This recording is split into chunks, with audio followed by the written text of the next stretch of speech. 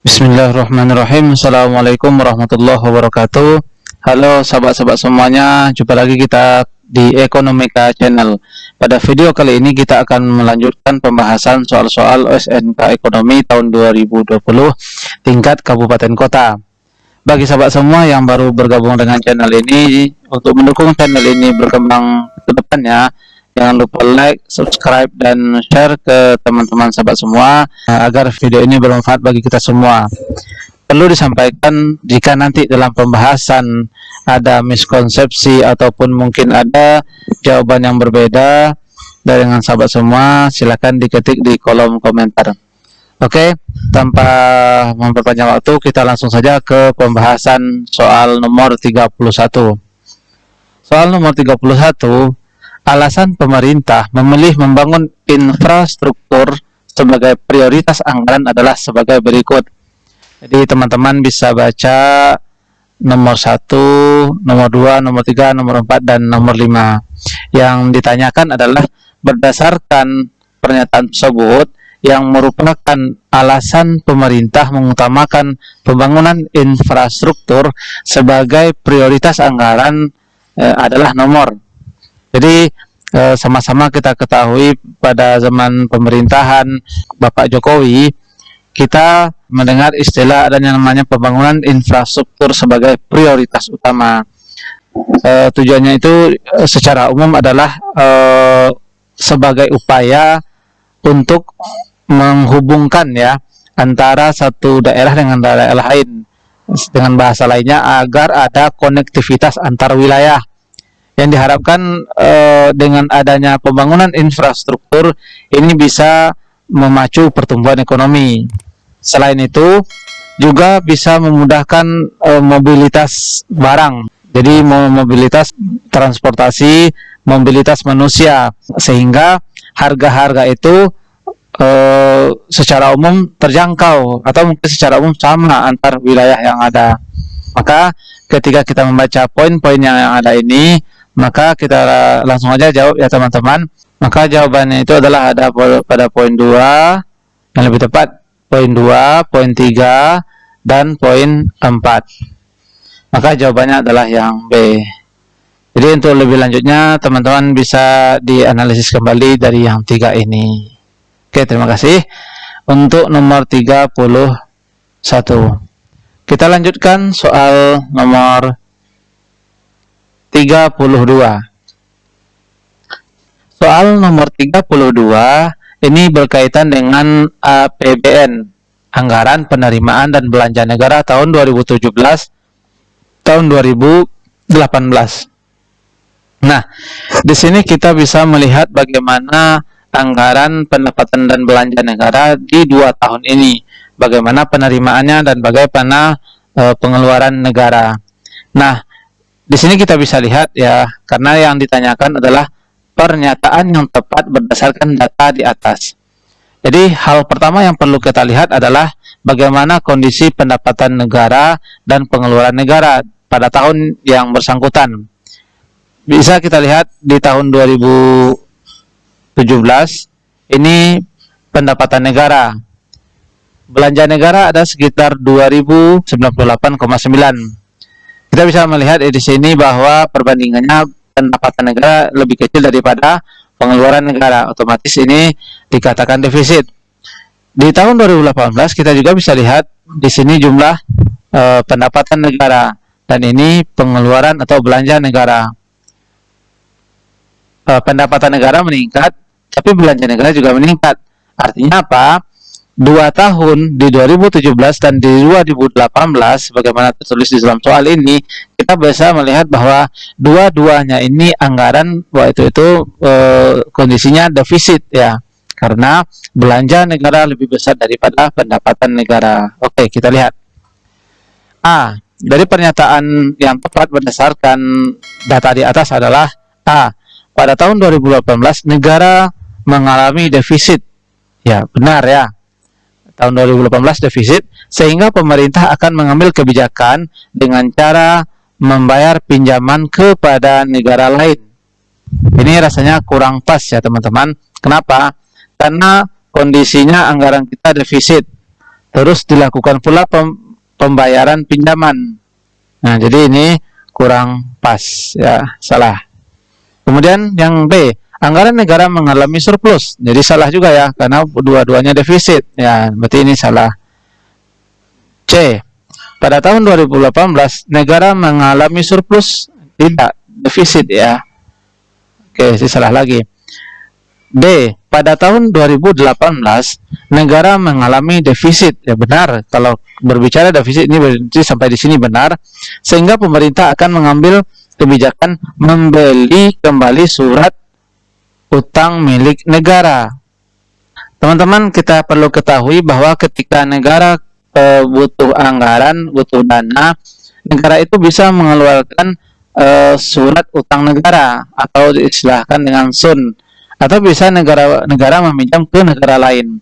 Tapi dalam hal ini, seandainya ke negara dalam kondisi defisit, kemudian dilakukan pembelian surat utang. Karena ketika istilahnya negara butuh uang, kan negara akan jual. Ketika mereka jual, maka negara akan dapat uang. Ini kondisinya defisit, terus dilakukan pembelian, otomatis negara harus mengeluarkan uang lagi. Jadi ini kurang pas juga ya, kurang pas. Maka jawabannya adalah yang E.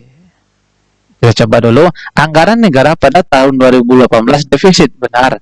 Sehingga pemerintah akan mengambil kebijakan dengan salah satu cara menambah utang negara. Jadi benar ya.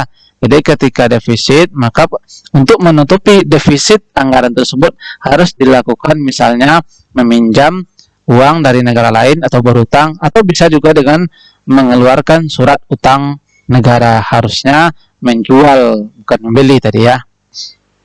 Oke, nomor 32E.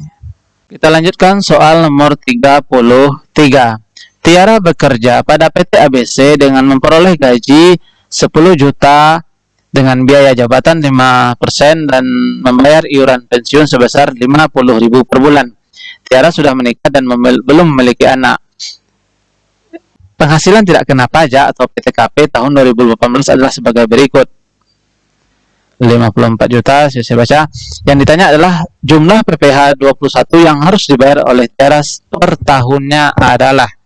Nah, teman-teman semuanya, jadi yang pertama itu kita harus mengetahui dulu gajinya ya, seluruh total gajinya dalam 1 tahun. Jadi pembahasan ini berkaitan dengan PPh ini. Yang pertama kita harus cari dulu yang namanya penghasilan ya.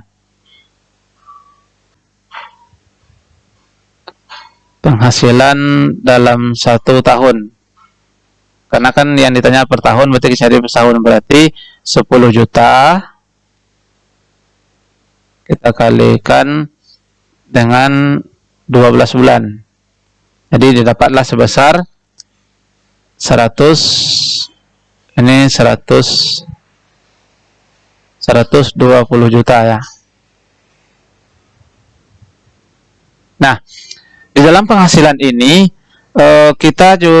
Tiara juga dikenakan ada namanya biaya jabatan dan iuran pensiun. Berarti kita juga harus mengetahui dulu berapa jumlah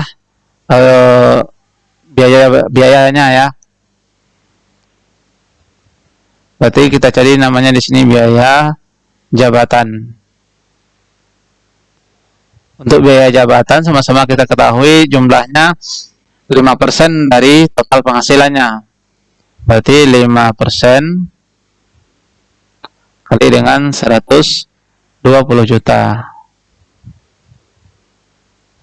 Ini jumlahnya sebesar 6 juta.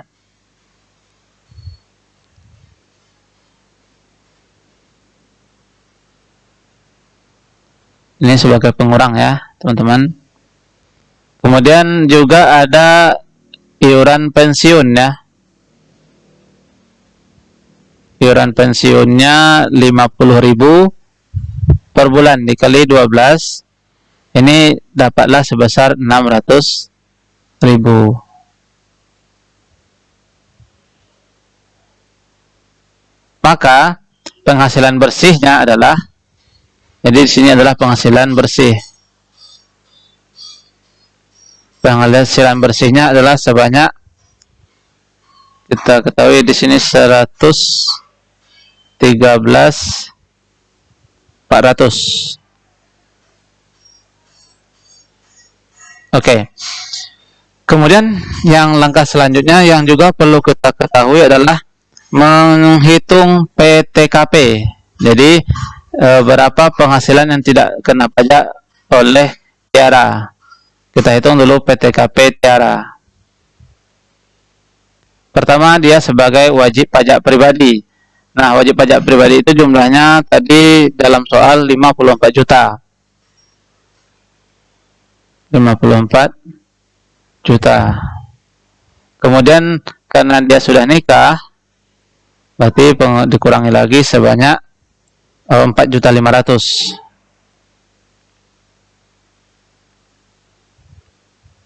Nah, ini kita jumlahkan. Berarti total PTKP-nya di sini sebanyak 58. Jadi total PTKP-nya sebanyak 58.500. Nah, jadi total PTKP-nya sebanyak 58.500. Ini kita kurangkan. Oke. Dapatlah sebanyak 54.900. Inilah yang penghasilan yang dikenai pajak PKP. Penghasilan kena pajak sebanyak 54.900. Nah, sama-sama kita ketahui dalam tarif PPh yang terbaru, kita tidak langsung mengalihkan nilainya itu dalam bentuk tarif langsung ya. Ini kita ketahui tarifnya itu sebanyak 5%. 5% itu dia kecil dari penghasilannya 50 juta. Kemudian 15% ini 50 juta sampai 250 juta. Kemudian 25% 250 juta sampai 500 juta. Kemudian 30% ini kalau dia besar dari 500 juta. Oke. Untuk menghitung berapa PPh terutang ya, PPh 21 terutang dia, kita tidak langsung mengalihkan 54 juta, berarti langsung berarti kalau dia 54 juta berarti di posisinya di sini. Berarti langsung kita kali 15%. Tidak begitu ya. Tapi kita urutkan. Mengapa begitu? Karena kalau kita langsung kali 15%, nilainya akan terlalu besar gitu ya. Maka kita urutkan menghitungnya. Kita mulai dari yang paling kecil, 0 sampai 50 juta. 0 sampai 50 juta itu 5% ya. Berarti 5% kali dengan 50 juta. Oke. Ini sebesar 2.500.000. Selanjutnya, karena masih ada sisa 50 juta dikurangi 54 juta kan sisa 4 juta. Berarti masih ada sisa di sini 4.900.000 lagi. Maka kita masukkan ke angka 15% kali sebesar 4.900.000. Oke. 4.900.000. Maka dapatlah 735.000. Nah, kita jumlahkan di sini. Inilah PPh terutangnya sebanyak 3.235.000. Oke. Nah, kita kembali ke soal. Di sini nilainya tidak ada yang nilainya 3.235.000. Dari sini kita dapat lihat berarti tidak ada jawaban yang benar berdasarkan perhitungan kita ya. Jadi ini sebenarnya biasa saja ketika ada soal yang jawabannya tidak ketemu. Oke, teman-teman, next ya. Oke, kita lanjutkan soal nomor 34. Di bawah ini, analisis manakah yang benar jika terjadi peningkatan impor yang melebihi peningkatan ekspor? Jadi, ketika impor lebih besar daripada ekspor. Ini nomor 34, dia berbicara ekspor kita kecil daripada impor. Ya. Artinya kita lebih banyak membeli barang dari luar negeri daripada kita menjual barang ke luar negeri. Nah, kalau impor kita yang lebih besar, berarti impor meningkat melebihi ekspor. Itu benar, benar. Kemudian ketika kita lebih banyak mengimpor, maka kita akan meminta atau membeli dolar dalam jumlah yang banyak, maka permintaan dolar akan meningkat. Benar. Kemudian ketika permintaan dolar meningkat, otomatis penawaran atau peredaran rupiah pada saat itu tentu akan banyak, gitu ya. Karena kita harus menyiapkan banyak uang rupiah untuk membeli dolar. Oleh karena itu terjadilah yang namanya excess supply rupiah, kelebihan jumlah rupiah yang ditawarkan. Karena jumlah rupiah yang ditawarkan itu banyak, ya, otomatis nilai rupiah akan turun. Maka dengan begini terjadi yang namanya depresiasi nilai rupiah atau penurunan nilai rupiah. Karena akibat dari permintaan dan penawaran terhadap valuta asing. Nah, otomatis ketika rupiah turun, maka pemerintah akan mulai berpikir, ini kalau seperti ini terus, maka nilai rupiah akan down, gitu ya. Maka pemerintah akan membuat kebijakan dengan cara mengeluarkan dolar yang disimpan. Itulah yang disebut dengan devisa.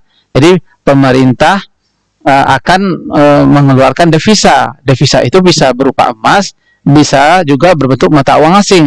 Dalam hal ini salah satunya bisa berbentuk dolar. Otomatis pemerintah akan melepaskan dolar. Ketika pemerintah mengeluarkan dolar, otomatis cadangan devisa kita akan berkurang. Maka nomor 34 ini jawabannya adalah yang A. Yang selanjutnya, kalau yang B itu permasalahannya ex-demand rupiah, bukan permintaan rupiahnya yang banyak ya, tapi permintaan dolarnya yang banyak. Ini salah satunya. Maka rupiah pada saat itu, rupiahnya kalau permintaan rupiah, permintaan penawaran rupiah banyak, otomatis rupiahnya down, bukan apresiasi. Ya, ini salahnya. Kemudian yang C, impor meningkat melebihi ekspor, benar. Peningkatan dolar meningkat, iya benar juga. Excess demand, ya. Devaluasi rupiah, bukan. Harusnya depresiasi. Kalau devaluasi itu pemerintah yang istilahnya secara sengaja menurunkan nilai rupiah. Tapi ini karena permintaan dan penawaran terhadap valuta asing yang menyebabkan rupiah itu nilainya turun. Maka disebut dengan istilah depresiasi, bukan devaluasi. Oke. Yang D, impor meningkat, ini benar. Permintaan rupiah meningkat, salah. Harusnya yang meningkat itu permintaan mata uang asing, dalam hal ini adalah dolar. Jadi di sini salahnya. Yang E, impor meningkat melebihi ekspor, benar. Permintaan dolarnya meningkat, benar. Terjadi excess demand dolar, ya benar ya. Terjadi permintaan dolar yang banyak ya. Excess demand dolar, terjadi permintaan dolar yang banyak. Kemudian terjadi devaluasi rupiah, bukan. Harusnya depresiasi rupiah. Di sini salahnya ya. Maka nomor 34 jawabannya adalah yang A. Kita lanjutkan nomor 35. 35. Kebijakan subsidi ekspor diterapkan oleh pemerintah pada saat, ya, kita ketahui bahwa kegiatan mengekspor atau menjual barang ke luar negeri ini dalam rangka adalah supaya pangsa pasar produksi kita di luar negeri juga semakin banyak. Ketika diadakan kebijakan subsidi ekspor, otomatis yang dikejarnya itu adalah bagaimana menguasai pasaran global di negara lain, gitu ya. Maka otomatis nomor 35 itu adalah yang B. Ya, tujuannya adalah untuk merebut pangsa pasar global di negara lain supaya bisa bersaing dengan produsen-produsen di luar negeri, gitu. Oke, nomor 35 jawabannya yang B. Kita lanjutkan soal nomor 36, soal akuntansi. Nomor 36. Biro Jasa Maju bergerak di bidang jasa ekspedisi, mempunyai sebagian transaksi keuangan sebagai berikut. Boleh dibaca aja teman-teman, 1, 2, 3, 4, 5, dan 6. Nah, transaksi di atas dicatat dalam persamaan dasar akuntansi. Pencatatannya seperti tabel di bawah ini.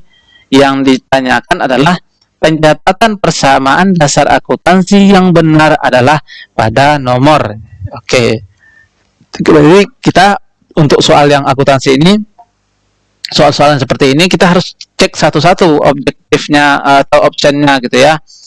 Atau dengan kita mencek tabel-tabelnya gitu ya. Kita lihat dulu nomor 1. Nomor 1 katanya di sini kalau kita lihat transaksinya ya, kita bisa lihat di sini membayar gaji karyawan 5 juta.